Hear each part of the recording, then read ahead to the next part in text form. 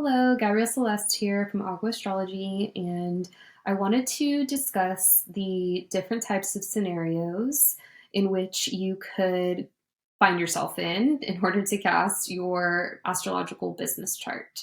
So, the first is knowing the exact time, date, and place, which, by the way, you'll need that information for every type of scenario that I'm going to walk through.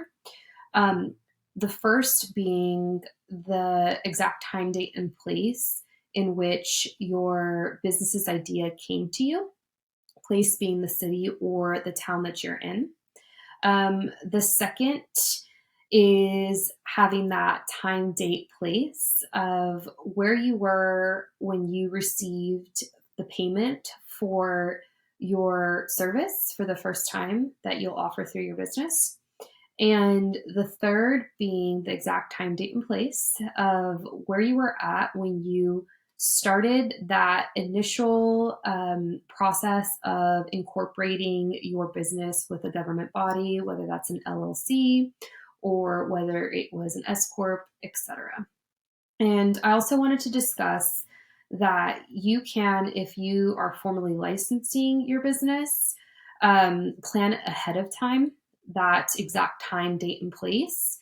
And it will still count if you're consulting with an astrologer, because if you were to go about doing it that way, you can identify which is going to be the best chart that is going to not only suit you and your natal birth chart, but also the energy of your business. And the benefit of having a business chart is just having information as to like what types of clients you can expect to see in your business, as well as marketing that would be most aligned, and having an idea of when ebbs and flows are going to impact your business, whether there's high times of like revenue, peak revenue, or if you can expect lower amounts of cash at particular points throughout the course of your business. Your astrological natal chart is going to speak to that.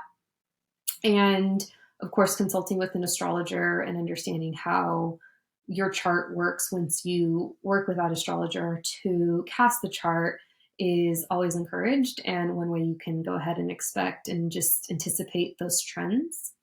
But I highly encourage you to do that if you have that opportunity.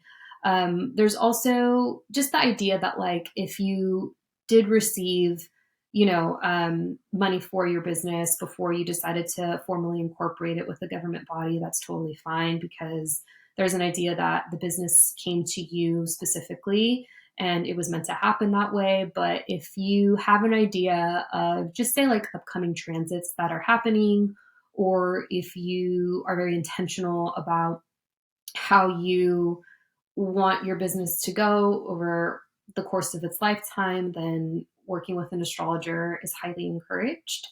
And that is what I wanted to share today. So if you have any questions, feel free to reach out. Also, like, subscribe, and comment. It helps in the algorithm. And you can find me at Agua Astrology on Instagram and at the Spiritual Sisters podcast with my sister, Nicole Christine, where we discuss these topics as well as other spiritual topics and more. And yeah, that's it. So have a good one. Thank you for listening, and I'll see you soon.